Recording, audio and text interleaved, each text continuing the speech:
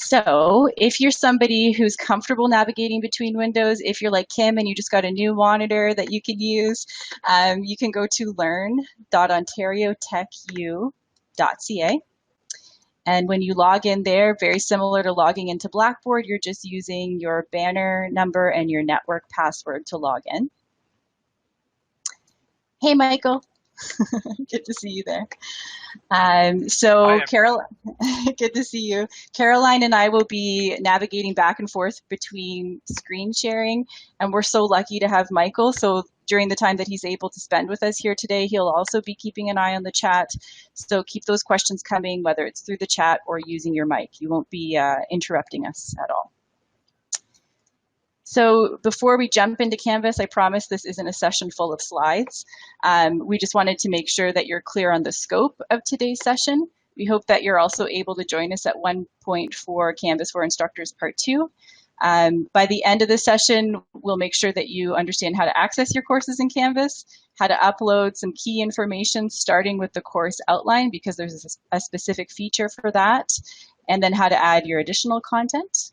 We're going to look at some of the basic communication tools in Canvas and give those a try together.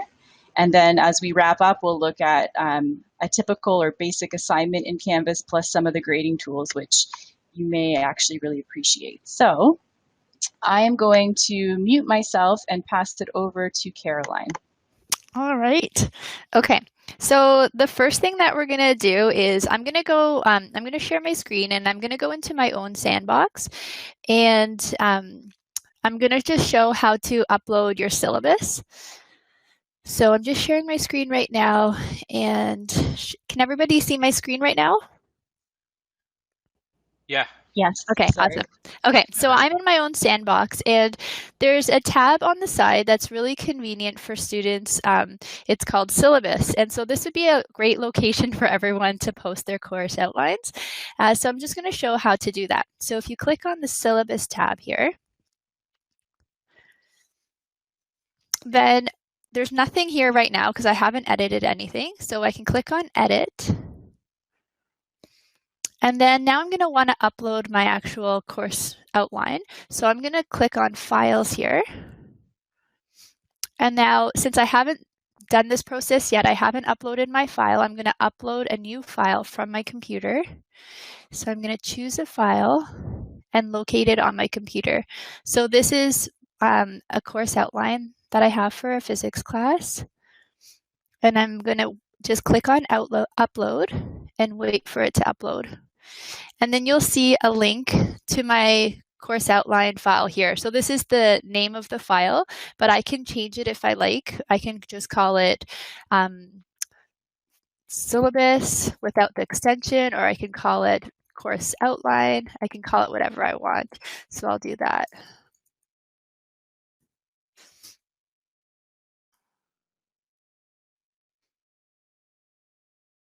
Now, if I click on this link icon up above,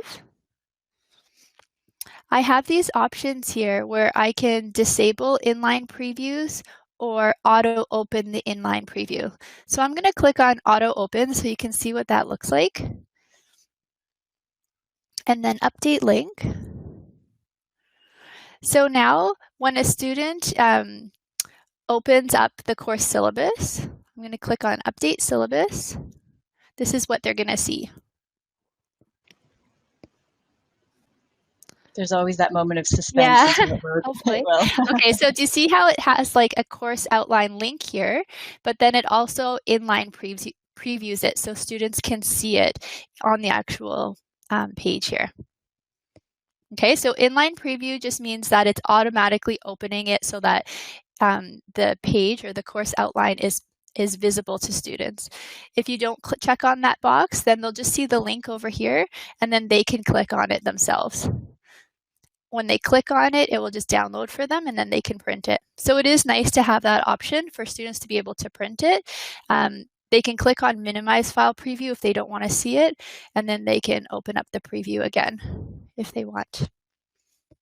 Okay, so that's the syllabus. Does anybody have any questions about adding the course outline? And as you can see, this is the Ontario Tech University course outline template that I've used to create this course outline. And I don't know if you have this link handy, Bridget, but this outline is available on the Teaching and Learning Center website. It's also in our Canvas training course, but I can post a link in the chat. Oh, okay, great. Okay, so people should make like an effort or attempt to be using the course outline, the Ontario Tech University course outline template, because it shows everything that students need to see when they're looking through the course, all the important information about your course. Okay, so the next thing would be to be adding modules. So if I click on the modules tab over here, now in Blackboard, when we gave our students content, so when we posted any content in Blackboard, we typically posted it in a tab that was called Content, and we would upload things like maybe our PowerPoint presentations and things like that. In Canvas, the most common place that we're going to be putting all of our content is in modules. And we can organize the modules the way we like. I believe a lot of people are going to probably choose to call each module Module 1, maybe call it Week 1 or Lecture 1, and then Lecture 2, Lecture 3, all the way through. So it's almost like these are folders, but you'll see what they look like. I'm going to click on this plus module button. So I'm creating a new module, and I'll call this Lecture 1 and my first topic for Lecture 1. If I click on the lock until, then that means that I can set a date when this module will be released or visible to students. So I could do that if I want. So let's say I'm creating my course in advance and I don't want anyone to be able to see Lecture 1 yet, the Lecture 1 module. I can say, okay, well, my class is starting May 4th, and this is when I want my first module to be visible. So I'm going to lock this until May 4th if I wanted to. And I can even pick the exact time that I want it to be released. So you can lock your modules. It's kind of nice because you can create everything in your course right at the very beginning of the term. And then if you don't want your students to be able to access everything, like all 24 lectures, for example, then you can just lock the future ones so that they can't see it until they're supposed to, if that's the way you want them to be able to view their modules. Okay, so I'm not going to lock this one. I'm going to click on Add Module. And so now I have this module here, and it's sort of just like a folder. There's nothing in it right now, but I'm just kind of organizing my modules, and I can start to create all of them if I wanted. I can go to Module 2. So I'll call this Lecture 2. And this lecture, I'll call it Forces. Okay. Okay, so now I have 2 modules and I can keep going. So now my modules, like I said, are almost like folders, and right now these are just like the folder titles with nothing in them. If I click on this plus button over here, I can start to add items or content in my module.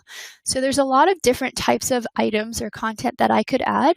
I could add an assignment, a quiz, a file, a page, a discussion, a text header, a URL, or a tool. I'm going to start with just a page because that's probably going to be something that's really common. So it's just a page where I'm going to write some text. And so this is going to be the first page inside my module. If you have PowerPoint presentations, you would click on File, and then you would upload your PowerPoint presentation that's associated with this lecture there. So I'm going to click on Page. And the process to upload a file is just like what we did when we uploaded our course outline in Syllabus. So I'm going to add a page, and since I haven't created a page yet, this is going to be a new page, and this page is going to be called Vectors. I can choose to indent the title of this page if I want to, and then I'm going to click on Add Item. So now I can see I have a page that's called Vectors. Now this is just a blank page for now because I haven't put anything in it. If I click on it, it takes me to the Pages tab where all the pages in my course are stored. So here I have this title, Vectors. Nothing is on this page yet. So if I click on Edit, I can start to add content to this page. And I have this really nice rich text editor here where I can add different types of content. So if I wanted to, I can embed an image. I can find an image which has been uploaded to my course, or I can upload it right now. So if I go to Course Files, upload file. I can find a file on my computer and upload it. So here's a file. And then I can change my alt text. So your alt text is used for students who are using screen readers to access your content. So your alt text should be more descriptive, and it shouldn't just be a file name with the extension. But for now, I'll leave it, and I'll click on Update. And here's the image that I uploaded. You can also search for images. So instead, I could click on Image and go to Flickr here. And here I'm finding Creative Commons images on Flickr. And so I can just click on, I can type a word and search for a picture of a dog. And then I can look for a picture and then update. And now I have that picture as well. So one picture came from my own computer, my own dog, another picture that I found on Flickr. I can also use a math editor, equation editor here if I want to type equations. I can find YouTube videos. This external tool, I can link it with my Google Drive and find documents in my Google Drive. And I can also find Kaltura videos that I've created. If you've already created Kaltura videos while you were in Blackboard, all of those videos will still be available here. So if you click on Embed Kaltura Media, it will take you to your, let's see, it will take you to your My Media, and then you can choose whichever video is there. Okay, I think that, oh yeah, here we go. So here are some videos here, and let's say this is the video that I want to embed. I can just click on Embed. Okay. So I didn't actually do it. I closed it off, but that's how you would do it. So now I have all of these things here. And if I wanted to, I could also type. There's a mishmash of all sorts of videos and images here. So let me just clean some up. Okay. I did embed that video. Okay. So I could type here if I wanted to. I can use like different, I can bold my text or italicize it or underline it and so forth. I can change the color, the background color, all sorts of things. So I can play around with this, and I can use different headers and paragraph in order for students that are accessing the content with screen readers to be able to access it more fluidly. Okay. Down below, there's some options of who can edit this page. So this is just content about vectors. I'll write for now. So who can edit this page? So for the most part, you're going to want only teachers to be able to edit your page. But if you want this to be a page that students can collaborate on, you can also choose teachers and students. So now your students are able to collaborate on this page as well. Okay. Once you're finished, you can just click on either save or save and publish. So for now, I'll just click on save because I'm not completely done this page. And so now I can see that I have a page. There's some content here. It's not that exciting. Whatever content I put in here, like if I had a picture, it would all appear. And I could always go back and edit if I wanted to add more content here later. If I go back to modules, I can now see that I have a module, Lecture 1. And if I click on it, I can see all the content that's in it so far, just one page called Vectors. Now to the right of my module and to my page, I can see this circle with a slash through it. That indicates that this item has not been published yet, so students can't see this content. If I click on this publish here, it will check off all the items that are in the module. And so now everything is published. So students are now able to see Lecture 1, Trigonometry and Vectors, as long as I didn't select a lock until date. So just as a recall, there was this lock until button over here. I didn't check that off. So as long as the module is published, students can see this. If I click on lock until, then they can't see it until my lock until date. So if I want it to be locked until May 4th, then students will not be able to see this until May 4th. Now, if I keep this unpublished over here, then on May 4th, which is my lock until date, students still won't be able to see it because it's not published yet. So it needs to be published for students to be able to see. Does anybody have any questions about adding modules? One thing actually that I forgot to mention was that if I go back into my page here and edit, there's this really nice check accessibility feature over here. So I'm going to go ahead and embed the image again of my dog and click update. So now I have this image, and if you remember, the alt text that was associated with this image was just the name of the file with its extension and everything. When I click on check accessibility, the accessibility checker finds this issue that the image file names should not be used as the alt attribute describing the image content. This isn't really a good descriptive alt text for students who are not able to visually see this image. So instead I can say, my puppy, Zoe, which is better than seeing Zoe.png, for example, because that's what the screen reader is going to read to them. So a screen reader would read, when it encounters an image, it would say, image of my puppy, Zoe. And then I can click apply. And now these balloons tell me no accessibility issues have been detected. All right, so that was modules. So I'm going to go back to modules. Oh, so this is warning me that I didn't save anything. So I'm going to cancel and click on save before I leave this page. So now everything is saved. So this is what my page looks like right now. So if I go back to modules, these are the two modules I've created with some content in there. Does anybody have any questions? I'm going to stop sharing my screen so I can hand it over to Bridget. All right, so I'm just going to pause my web camera in case it slows us down at all. And I'll keep an ear out for any questions.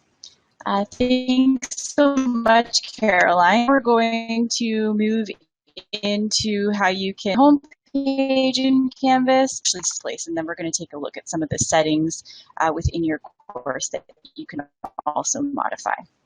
So I'm just going to show you kind of options for homepage of what may be common options.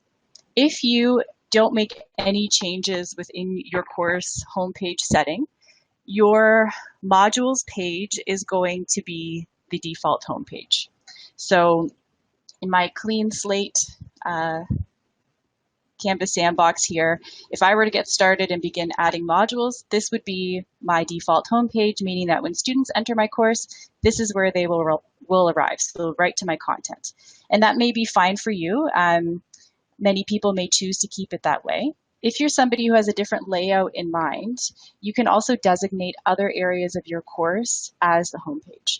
So I'm going to navigate back to our TLC Canvas training course just to give you an idea.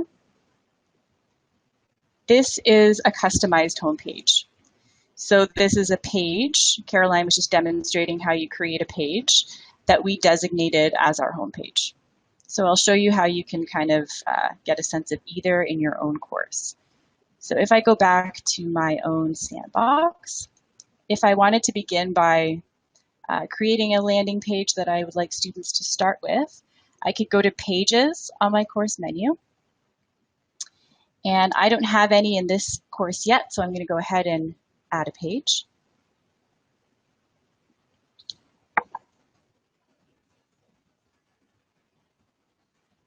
Okay. And not as talented as Michael with HTML who created that page for us. So this is my amazing welcome page. I could include hyperlinks to different areas of my course here. So if I wanted to direct students right into a module or discussions, you want to think very carefully about what they're seeing when they arrive here and giving some instructions on where to go next if you choose to modify your homepage. So this is not the best homepage, but assuming that I had made one that would be good to go, I'm going to go ahead and click Save and Publish and go back to View All Pages. So again, I'm in the Pages section of my course. Really important, I have this page published. If it was unpublished, I'd have to click to publish it, like Caroline had demonstrated earlier. And then I could select the 3 vertical dots to the right of the page to choose Use as Front Page. So maybe we could also put a link in the chat at some point to the accessible instructional design resources, Caroline and Michael, too, because especially if you're creating a welcome page, you want to make sure that you're following those good practices, such as using headings like Caroline was showing you could do if you do choose to designate a page as your home page, and if you're building any home pages within, or any pages at all within your module. I was just pasting it in as you said that. Oh, you're amazing. Thank you so much, Michael. Okay, so I'm in Pages. I've designated this as Pages Front Page, or as my front page. So that was already selected, and it's indicated here. And now I'm not done yet. I have to go back to the Home tab, which is still currently Modules. And then you'll see along the right side of the page, whatever your home page is, you can select Choose Home Page.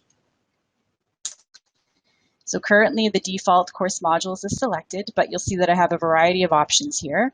I could choose Course Activity Stream, which I think entering into the course to see a bunch of notifications may be a little overwhelming for students. Its list would be the syllabus or modules or a page. So my guess is most commonly likely modules or Pages Front Page might be the option. So if I were to select Pages Front Page, now that designated page that I created, if I click Save, that will become my course homepage. Okay, so I'm going to flip back to having it as modules because I'm not super happy with that homepage. And then we'll take a look at some of the additional settings that you have within your course. So at the very bottom left of your course menu, there's a Settings button. And in here, there are a couple of items that we wanted to point out to you as you're getting started. It really likes to customize, and you want some sort of visual indicator for your course so that students can easily distinguish your course maybe from others that they have in their dashboard. You can add a course card image. So if you navigated to our TLC Canvas training course from the dashboard, you'll see that we had already selected an image for our course. So to do that at the course level, you're again within Settings, and then in the Course Details area, you'll be able to select Choose Image. You could upload an image from your own computer, or if you choose to search Unsplash, that will allow you to find some open images. So I'm going to type in, let's see, online learning, and this one was the best option for my course, so I'll select that. And then when I eventually update course details, this will be saved for me and my students. Okay, so another area on this course details page within settings that would be good to check out early is the More option here. So one of the features in here is the ability to show recent announcements on your course homepage. So again, whatever you've designated your course homepage to be, you can say, yep, I want a couple of announcements to appear. So we had chosen 3, but you'll see that you can select a certain number of announcements to appear on the homepage for students. They'll also be able to access your announcements through the announcements link on your menu. Okay, other checkboxes to be aware of in here. You may want to review all of these for your own course to see what's appropriate, but we suspect that a few of these many will want to select early on. So there's one that says hide totals in student grade summaries. And as you're getting familiar with the Blackboard gradebook, the Canvas gradebook that we'll look at shortly, you may not want totals or summaries of totals to appear for students in their grades. So that might be one to check off, hide totals in student grade summary until you're ready to release them or decide how you're going to release grading feedback for students. Another one in here is to hide grade distribution graphs from students. If that's not something that you're wanting to appear for students through their grades view. Quick pause, are there any questions I'm missing there in the chat, Michael? No, nothing right now. Okay. All right, so if I make any changes, I'm going to select Update Course Details, and I did because I uploaded an image. The other thing we wanted to show you in here is how you can customize your course navigation menu. So you likely don't want all the menu options that are possible to appear to be available to your students from the beginning, especially if you're trying to figure out exactly what tools you'll incorporate or if you're not planning to use all of them. So if you select the navigation tab, again, I'm still within the settings section of the course, you can reorder menu items just by kind of dragging them around. So if I want to move my syllabus way up to the top and move my modules way up there too, I can do that. If there's something that I'm not prepared for students to have access to and I want to simplify this menu, I could bring those items all the way down. So I can bring it to the bottom of my page here and it will be hidden from their view. Okay, so if I click Save, those changes will be saved on my course navigation menu. And when I go into student view, which I'll show you in a moment, I should only be able to see the items that I've designated and in the order that I selected. So I'm actually going to simplify this a little bit more. I'm going to move a bunch of things away from here. And I should have a shorter menu, and I'll click Save. So student view is available to you in a couple different places. One of them is within the settings section of your course. Along the right side of my screen, I have student view. So if I select that, now I should be able to get a better sense of how students are viewing my course. A lot more simplified on the left menu here. The neat thing about the student view, not unlike our Blackboard student preview, is that you can try out assignments as a student. And then when you leave the student view, you can look at the response from the grade center or grade book so that you can kind of get a sense of how the grading features are working as well. So I'm going to leave student view, the bottom right. You'll also have access to your student view on your home page. So I'm on the home page now and student view is available to me here. Okay, so before I pass it back, are we okay? Is there anything anyone would like demonstrated again with homepage and settings? Bridget, I just wanted to ask, so there are some items here that have like the eyeball with slash through it. Mm-hmm. Do you want to explain what those mean? And also why does modules, for example, have it when you selected it to appear? Yeah. So these ones are not visible to students, and modules, my SAD module page here is empty, and so it's showing me it's not visible because there's nothing to show the students. So if I go into student view, they won't be able to see that option until I start populating it. Thanks, hi, Bridget. Kim would like to see the more options again in relation to announcements. How many announcements? Perfect. Yeah, sorry, I was taking notes about something else, and so I saw you do that part, but not how you got there. No worries. Yeah, we have lots of time to review things, so keep asking when you want to see things again. So I'm leaving my student view, so that'll be in the instructor view again. And at the bottom left of the course, you'll look for settings. Right. And then we'll go to course details. I was in navigation there. Course details. At the very bottom, more options. Oh. And then it'll be the first checkbox. That's the part I missed. No problem. It's a tiny link away at the bottom of the page. There so it is. Okay. Yeah. I didn't see that one. Thank you. All no perfect. Problem. I'm good now. Just select update course details if you do that. All right. So I'll pass it to you, Caroline.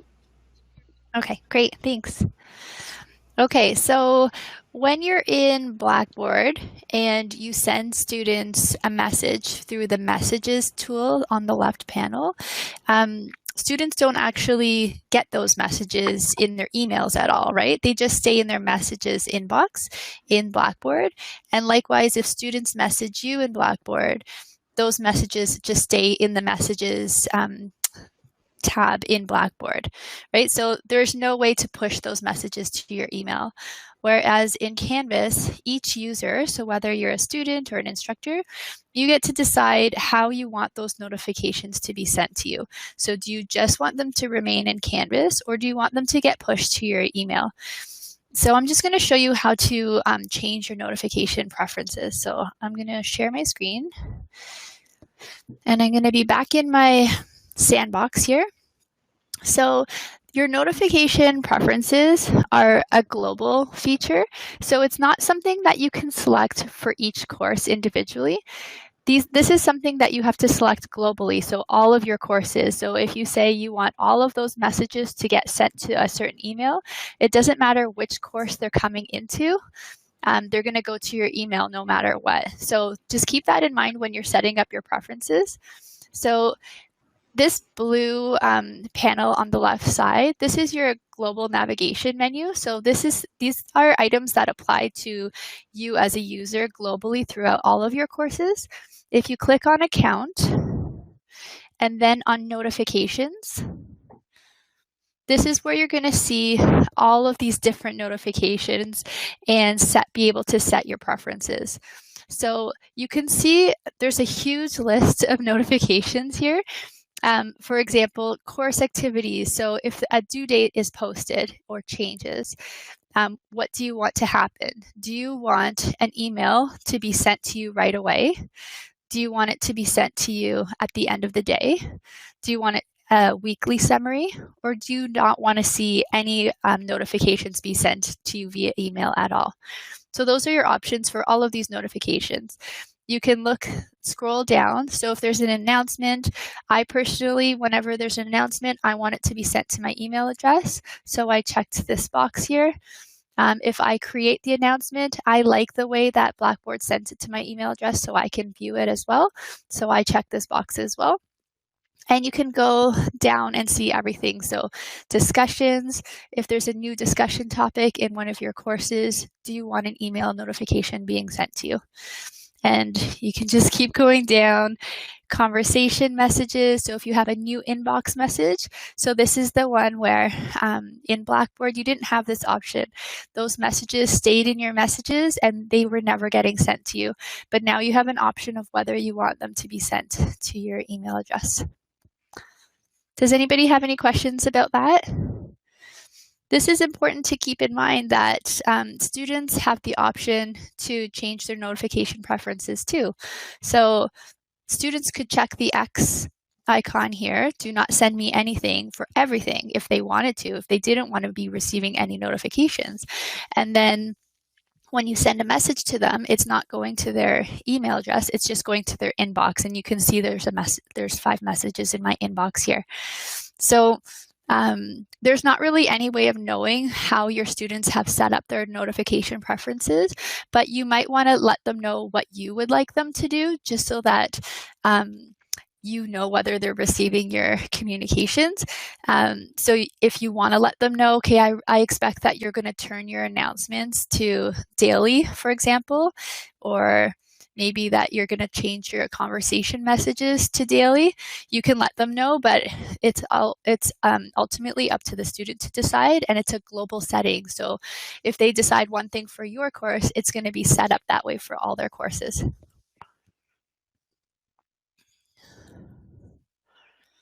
Any questions there about notification preferences? This is really different from Blackboard and the way we're used to it. Not seeing any so far, Caroline. Okay. All right. So the next thing that I was going to look at here. Sorry. There is one. There is? Okay. Yeah. How did you add your other emails? Oh, yeah. That's a great question. So let me see if I can find it. Is it in settings here? Yes, it's in settings. So if you go to account and then settings, on the right panel, you can see that there's lists of ways to be contacted. So there is a default one, which is my uoit.ca account. So that one is by default the one that's going to be in there. So this is my caroline.ferguson@uoit.ca. Now I've added my @ontariotechu.net account as well. And if I wanted to, I can click plus email and I can put my own personal email address if I wanted to. Now, something to note that, let's say I put in my Hotmail email address and a student messages me and it gets pushed to my Hotmail account, and I open my Hotmail account and I respond from my Hotmail account back to my student, then my student is going to receive a message from my Hotmail account. So now they have access to my Hotmail account. So it's something to keep in mind when you start adding, before you start adding like personal accounts, that they're going to have access to that. You can also add things like your phone numbers if you wanted, your cell number, so that you'll get texted things. If there's a message that comes in, it will come in as a text message. Okay, so these are all things that you could add to your notification list if you wanted to, or you could just choose to keep with the uoit.ca email address, which is there by default, so then you don't have to add anything.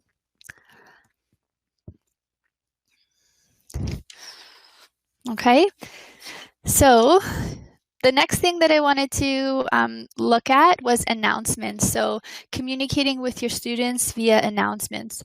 I'm going to go into our TLC Canvas training course that you're all enrolled in as students, and send an announcement. Okay, so again, whether a student receives an announcement in their email account or not is all up to them and how they set up their notification preferences. So I'm going to show you what it would look like. So I'll send an announcement out to everyone, and then you can see it in your course. You'll see that you're getting an announcement, and if your notification preference is set to push announcements to your email address, you'll see that coming into your email as well. So if I click on announcements over here, then I can add an announcement.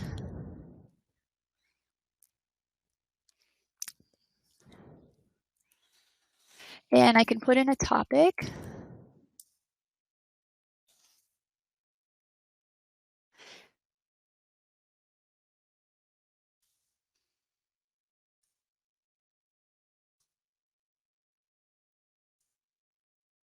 Okay, so I put in my content, my title, and now I can decide who am I posting this to. So if I click on the down arrow here, I'm posting this. I actually have two sections of this course. I have a morning and an afternoon. I'm going to post it to all my sections of the course, or I could just choose to post it to my morning section. Whether or not you have sections depends on if your course is going to be cross-listed when you set up your course, and the process will be similar to what you've done in Blackboard. So here's my message. I'm sending it to everyone who's in the morning course, which is the course you're registered in. I could add a file attachment if I wanted to. I could delay posting if I wanted to. I could enable podcast feed or allow liking if I wanted to. And then I'm going to hit save. So I've created an announcement. If I selected in my options that the most recent 3 announcements appear on my homepage, then I would see that announcement on my homepage. I don't think that I've selected that because my oh yeah, it does. So my recent announcements are appearing. So you can see that it says thanks for attending the session is an announcement. And it's been posted on my homepage as well. So you'll see it in the announcements tab, and you'll see it in the homepage. And you can decide if you even want students to be able to access the announcements tab. If you don't, you can do what Bridget showed and go into settings and then move your items to the bottom of the page so that they can't see certain items here, or you could leave it at the top so they can see it. So that's if you wanted to send announcements, and usually you're sending announcements to like a whole section or a whole class. If you wanted to just send messages instead, so I'm going to do that next. So if we wanted to send a message, you can do it in 2 different ways. You can go to your global navigation menu on the side here in blue and go to Inbox. This is where I can see all the messages that have come in, but I can also send a message. So I can click on this Compose a New Message icon here. And I can select a course. Because I'm in my global navigation menu, all my courses are available for me to select. So I can go through any of my courses. So I'm going to choose my morning course. And now I can start to select who I'm going to send this message to. So I can send it to all the students in the class, and I can start to choose like which students I want to send it to if I wanted to. Or I can send it to sections if I wanted to again. So it's very similar to an announcement, except this is not going to be appearing in my announcements tab in Canvas. And it's not going to appear as one of those 3 announcements if I selected that in my settings that appears on my homepage. It's just going to go to my students' inbox and also be pushed to their email if they set that up in their notification preferences. Okay, so I'm going to send this everyone in the morning section rather than just to one person.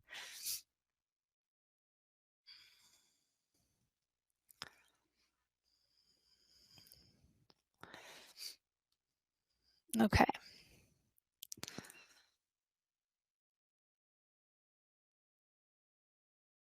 If you click on this send an individual message to each recipient checkbox, then that essentially just BCCs everybody. So they're not able to see who's being messaged at the same time.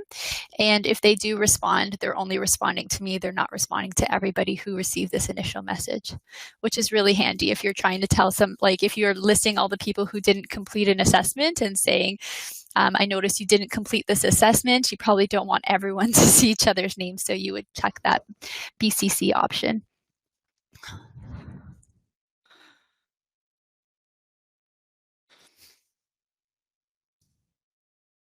Okay, so I'm sending everybody a message as well, so you can see what that looks like. So these messages are going into your inbox, whereas the announcements were appearing in the announcements tab in the course. But again, both of these items could have been sent to your email if your notification preferences were set up that way. Okay, so the next thing I was going to do is send you messages, but this time through a different avenue, so through the People's tab here. So if I go to People on the side, I can see everybody who's registered in the course. And so if I just wanted to send one individual a message, I could just click on the one individual and send them a message. So here's this inbox over here. And so now I can say,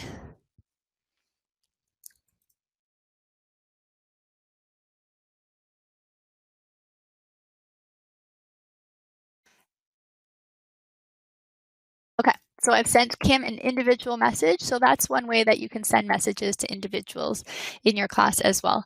So there's multiple avenues. Right now I'm in the People tab within my actual course. So I'm only able to access the students that are in this course.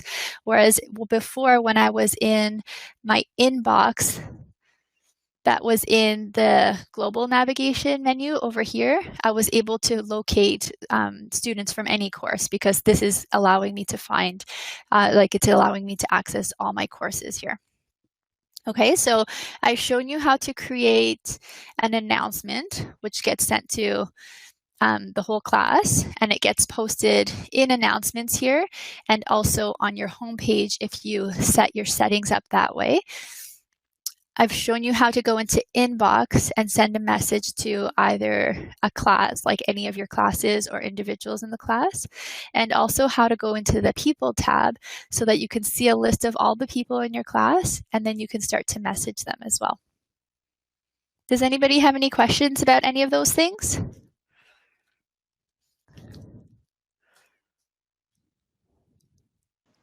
Not seeing any just yet. Okay. So the next thing that I was going to go over was how to create assignments. So I'm going to go to modules here.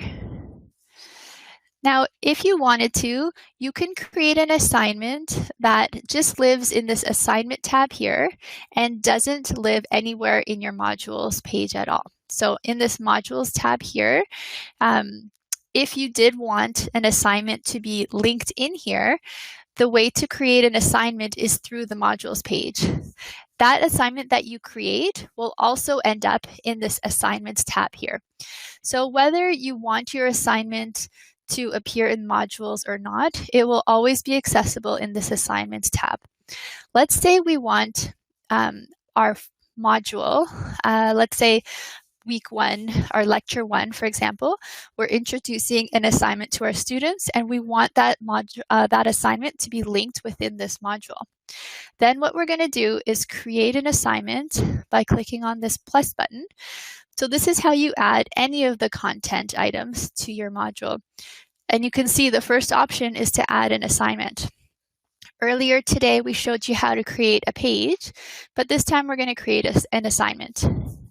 So if I click on assignment and then new assignment, because I'm making this assignment from scratch, I'm going to call this assignment number 1. And then I'm going to click add item. So here's my assignment. It's blank right now and it's not published. If I click on this assignment, it's going to take me right into my assignments tab over here, where the assignment also lives. If I click on the edit button at the top, I can now start to add content to this assignment. Okay, so for this assignment, I can give a description if I like for my students. And then I can say how many points this assignment is out of. So let's say it's out of 25 points. Assignment groups is something we're going to explain further in the part 2 workshop, but it has to do with weighting your assignments so that you can calculate your weighted average for your students. Display as, I want to display it as points in this case because when I enter my grade for the assignment into the gradebook, I'd like to enter it as points out of 25. If I wanted to, though, I could change it to be a percentage. So I enter the value as a % score, or as complete or incomplete, or as a letter grade or a GPA scale. Or I could just not grade it at all. Okay, I have an option of not counting this towards the final grade if I don't want it to be actually counted. And then there's this submission type. So what's interesting about Canvas and different than what we're used to in Blackboard, if we had, let's say, a paper test that we gave to our students and we wanted all of the marks to be input into Blackboard, we would just create a column in the Grade Center in Blackboard. In Canvas, the only way to create a column in the Grade Center is to create an assignment. And so our assignment doesn't have to be an online assignment. It could also be a no submission assignment or an on-paper assignment. So if you had a paper test in class and there's not actually a Dropbox or anything for students to submit anything to, but you just want a column to be created in your gradebook in Canvas, you would just select on paper as your submission type. In this case, I actually want to create a Dropbox, so I'm going to call this an online submission type. Let me know if you have any questions about that, because it's a little different. Okay, so now you get to choose what types of online entry options you want to make available for your students. So do you just want students to have to enter some text, or enter a website URL, or enter a media recording that they've made, or upload a file? And this is the most common one, I would think. If you're making a Dropbox, you want your students to maybe write up a Word document or some sort of a document, maybe a PDF, and upload that. So I'm going to click on File Uploads. And you can even restrict the upload file type if you like. So you can say, okay, I only want docs and docx to be accepted. So then any other type of file type will not be accepted, and students will be prompted that they can only submit a doc or a docx. So you can do that as well. Plagiarism review is if you want to pair this with Turnitin. So Turnitin will check for plagiarism. If you've used Turnitin before, it's essentially all the same thing. So the same settings that you're used to. If you've never used Turnitin before, then you're welcome to just contact us at the Teaching and Learning Center and we'll go over all the settings with you. Then you also have an option of making this a group assignment, which means that you would make groups first and then link those groups to this assignment. And this is something that we'll go over in some detail in the Part 2 workshop. And you can also have this be a peer review assignment where students are reviewing their peers. You can assign the assignment to everyone, give it a due date, and available from and until date. So let's say the due date is on the 10th. You can choose the exact time if you like as well. 9:00 p.m. or I could change it to a.m. And then it's available from and until. So I can do the same thing as I do in Blackboard, really. Let's give them till the 10th. Okay. So I have my due date, my available from and until date. Now let's say there's a student in the class who has an exception and is able to, I'm extending their due date. So instead of it being due April 10th at 9 p.m., I'm going to make it due April 14th. So I'm just going to find the student over here. So let's say it's this student here. And for that student, I'm going to make it due on the 14th. And my availability dates will still remain from the 3rd until the 14th now. And I can add more students to this list if I wanted to. And I can also have another group of students who have different availability dates or due dates. So for this other student now, for Danina, I can change the due date just for her if I wanted to. Okay, once I'm all done, I can click on Save or Save and Publish if I'm ready for it to go. So if it's completely finished, I can click on Save and Publish, and then I'll see that Published icon here, up here. So it says Published. If I go back to Modules where the assignment was also posted, I'll see that Assignment 1 is published because of that check mark. And that's it for assignments. I'm going to stop sharing my screen, but does anybody have any? Oh, I see that Danina doesn't have the plagiarism check in her assignment options. That's interesting, Danina. Maybe we could do a screen share at the end of the session. And if anyone else noticed that in their own Sandbox course, let us know. You chose the online option, did you, Danina, for the assignment? You did. Okay, we'll have to take a look at that one. That one's new to me. Okay. So I'm going to demonstrate in just a moment some of the grade book features in Canvas. So again, I'm just going to pause my camera in case that slows us down. And I'll show you how to get there in your own course. All right, so you're seeing my screen just fine, Caroline? Not yet, actually. Okay, let's see. Thank you. Yes, we can see it now. Yeah. So on your course navigation menu, you will have a grade. You would see the grade book, whereas if you are going into this in our TLC Canvas training course, you'll see a student perspective of this. So if you wanted to check this out, you might try it in your own sandbox. It's likely to be pretty blank right now, though. So one of the first things that we wanted to show you in here, because this is something that you might want to take note of to do early on in your course, is to take a look at the grade posting policy for the gradebook in Canvas. So by default, as you enter grades into grade columns in Canvas, they will automatically be visible for students because the grade posting policy is that they will be posted automatically. You can change this though. So at the top right corner of your gradebook, there's a settings option here. And in here, we're looking for the grade posting policy tab. And you'll see that you can change from automatically post grades to manually post grades. That means that if I want to enter grades and feedback and do a review of all of it first before releasing the grades, I can do that. So I'm going to update. And again, if that was a little quick, the settings button is near the top right of your gradebook. So below each of my grade column headings, I now see that these are manual columns. These two are a little different. They're assignment groups, which we'll get into a little bit more detail in Canvas for Instructors Part 2. But these are columns for individual assignments within my course. And I know that students won't see the grades now until I designate that they should be posted.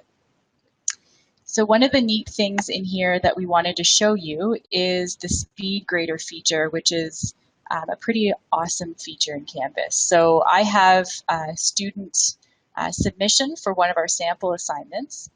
And if I click into the student cell, there's a little arrow. This is just one way to get to SpeedGrader. And on the right side of the screen, I can select SpeedGrader. So what's really good about SpeedGrader is it allows you to provide inline feedback directly through the gradebook. So this student had submitted a PDF file, and I can come right in here and begin adding text inline. This would be visible when the students are able to really or see their feedback. So there are a couple different options. You can highlight, you can add a comment similar to how you could with track changes in Word. And really neat, near the bottom right here in my screen, I can leave a media comment. So if you're somebody who likes to record yourself giving feedback so that the students get a better sense of your tone and maybe you can talk through some of the feedback you're providing, you can record a video that will go with your graded response. And you could also use speech recognition if you want to do voice to text to add comments. So I'm going to add a grade for the student. And then when I submit that, go back to our grade book. There's a little icon at the top left to return. There's now that eyeball icon that we've been seeing on the course menu when something isn't visible, showing me that though there's a score here, this isn't visible to students. So when I'm ready to release grades for students, I can click on the three little vertical dots in the grade column heading and then select Post Grades. So now I can say, supposing that everyone already had a grade, yep, everyone can see it, and I'll select Post. Okay, so there are options for setting the grade posting policy globally in your gradebook, and then within each grade column heading, there's options for posting grades. You can also change the grade posting policy for an individual column from here if you like, or download submissions from here. So I'll do a quick pause in case anyone wants to add a question here. Amanda had a question about Turnitin, and she's asking, is there an e-reader grammar scanner? And I don't know what that is, so. To like the built-in grammar tools that Turnitin currently has that we have in our system, Amanda? Yes, I am, and I saw someone mention that you could enable Turnitin, so I'm just wondering where that view would be for the plagiarism scanner, and then to have the grammar check, because that I find that very helpful. You just scan the document and it points out all the sentence fragments, spelling errors, and that sort of thing. Right. Okay, good question. So when you integrate Turnitin with a Canvas assignment through the way that Caroline was demonstrating to create an assignment, the similarity report is integrated in SpeedGrader, so you can access it through SpeedGrader. Some of the additional tools with Turnitin, I'm not 100% sure which ones will be integrated in SpeedGrader, and if you need to use some of the additional tools beyond SpeedGrader, there's a way that you can create a Turnitin assignment as an external tool, which sounds really complicated right now, but we could work through that with you when you're ready to try it out. Also, I don't know if it's already been linked in our chat, but we have a Q&A document, and there have been questions already about Turnitin, and already there's a link in there that kind of describes what's available directly within Canvas through, they call it Plagiarism Framework. So maybe we could take a look at that by popping it into the chat too.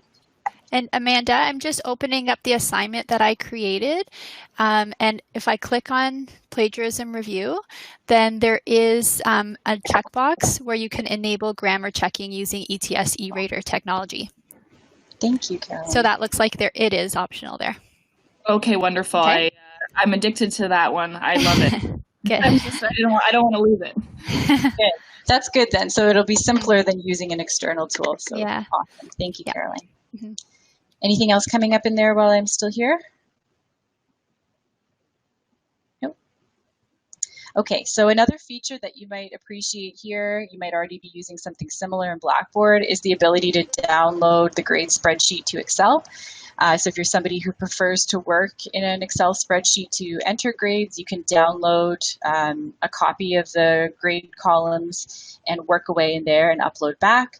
It's another way to have a backup of your grade book, and also for when you're verifying grade calculations by the end of the semester. So there's an actions option kind of near the top left of your gradebook, and in here you'll be able to select export, and that will allow you to open a file in Excel. Okay, so we're moving along really well. I'm going to point out a couple final things that might be helpful to know about in your course from the start. If there are additional questions about grading, please feel free to let us know, and know that, again, we get into these a little bit more in part 2 as well. Okay, so one of the things that we wanted you to know how to check is your current course storage usage. So files will be available to you on your course navigation menu. Files is basically a repository of all the files that you as the instructor have uploaded to the course. So if you're already familiar with the content collection in Blackboard, this is very similar. Within files, at the very bottom left corner, you'll see a status bar here where you can see the percentage of your course storage that you've currently used. So if you're following good practices by linking to files where you can, or using Kaltura, which Caroline briefly demonstrated to upload media, you'll probably be in good shape, but this is a good thing to check out periodically throughout the semester. Also, directly within Canvas, as you have questions and as you're learning about how it all works, there are some really great resources available to you through the Canvas guides. So at the far left of your screen, there's a Resources and Help tab, and you'll see Search the Canvas guides in there. We wanted to bring this to your attention because we use these resources quite a bit as well. You'll see that you can search Canvas guides. If you search the feature that you're using, you're quite likely to come across a resource on how it's used, and the community resources in here are really excellent as well. So again, that's along the left side of your screen under Resources. So I'm going to stop sharing my screen in a moment, but I'll pause in case there's anything additional folks wanted to see while we're still screen sharing.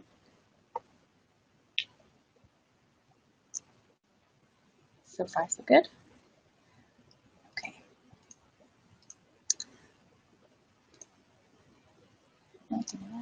Stop desktop. So we're just about at the end of our session. I mentioned that we'll stick around if you want to try things out and ask us questions, or if you had individual questions that you wanted to review together. Kim had a question about space and her lecture slides. So what I'm going to say, you can actually, I take it they're PowerPoints, so you can actually compress your PowerPoints and they will reduce in size greatly, especially if you have images and video, that kind of stuff. I'm not exactly sure where the option is off the top of my head to do that, but certainly we can find a document for that. I think we have some resources for that somewhere.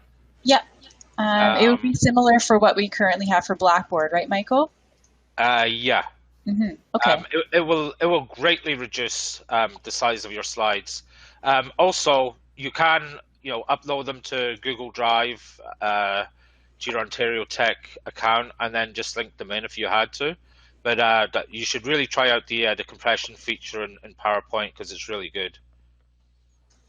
But to Michael's point, Kim, in that Blackboard resource that is just in the chat, near the bottom of the page, there's a list of different resources for compressing slides and things like that.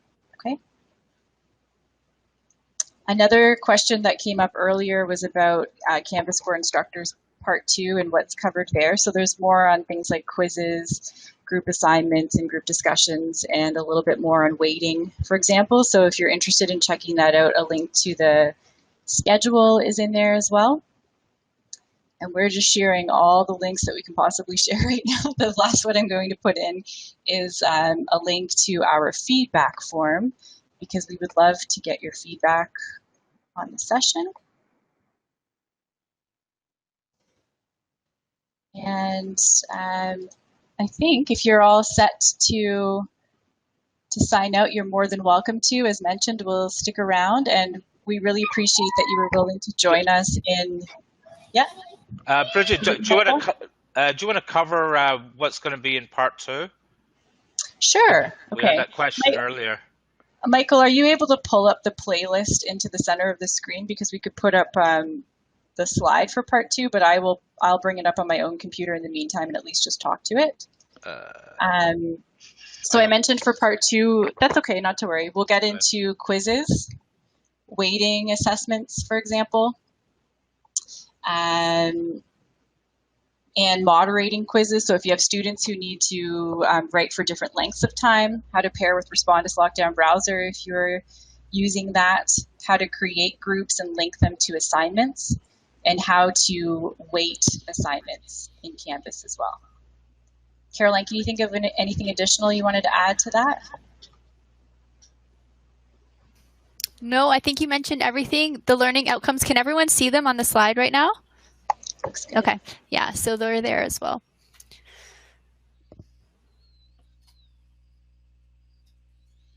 Oh, we also show how to pair things with Respondus Lockdown Monitor and Respondus Lockdown Browser and Respondus Monitor. Well, good to see you all in here virtually. We hope you enjoy the rest of your day. And we hope we'll see you in part 2. Otherwise, stick around if you have questions. Otherwise, we'll talk to you later. Thanks. Bye. Bye. Bye, Michael.